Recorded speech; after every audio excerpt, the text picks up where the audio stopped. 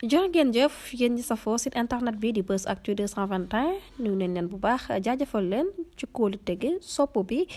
ak topp bi nga xamante ne rek yi nag ñu koy topp bu leen fàttee abonné di bës cloche de notification yi ngir mën a am yeneen i info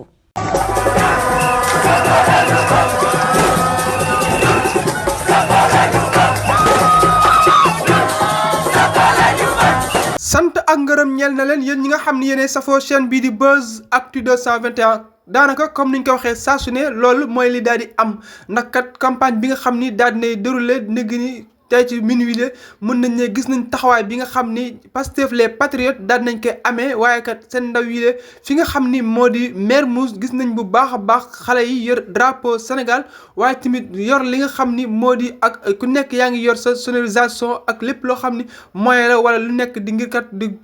taxaw bu baax a baax ak ay banderole di yëkkati Sonko yee mu nekk acte bi nga xam ni foofee ca Mermoz nekk na acte bi nga xam ni lu daal di yéeme la ci ginnaaw bi nga xamee moom maire Dakar daal dina xamle woon bu baax a baax du may kenn dara te képp koo xam ni ñëw nga foofee ca koñam di ko saboté dinañ jëflante ak yow bu baax a baax waaye daanaka mbooloo bi nga xam ni gis nañ ko ci tunu Dakar gi lay ginnaaw foofee sax ca Thiès tey jii nekk na mbooloo bi nga xam ni daal dina yéeme daanaka Sonko premier bi nga xam ni tey jii moo di génn Pastef les patriotes waaye tamit nekk génn bépp leader bu nekk na génn bi nga xam ni saa su nekk ci réseaux sociaux yi foo tourné fu nekk dafa mel ni daal Pastef les patriotes ñu daal di occupé li nga xam ni moo di réseaux sociaux yi la ba daanaka fépp foo jël ci 46 départements yi la mën nañ ne askan bii di Pastef les patriotes kii di seen leader di Ousmane Sonko daal ko jiite daanaka ñoom rek ngay gis ci réseaux sociaux yi la ñoom ngay gis ci ambiance ñoom ngay gis ci lépp la mu nekk acte bi nga xam ni ñoom def nañ seen kéemtalaay kattan premier jour bi la marqué nañ point bu baax a baax jëmee ca ñoom tey jii ndawu Pastef les patriotes yi la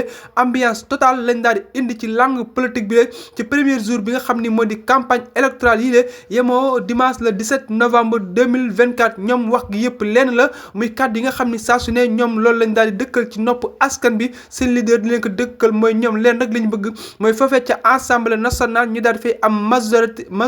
majorité absolue te ba mën a ne majorité boobu lee soxlawuñu benn ay député yu ndaw a ndaw déedéet dañaa soxla li nga xam ni moo di 150 maximum ñoom ñii di xale yi loolu rek la ñu daal di fu ñu toll di way ak di jubilé door boolekaak Sonko yow la ñu bëgg yow la ñu bëgg yow Sonko yow la ñu bëgg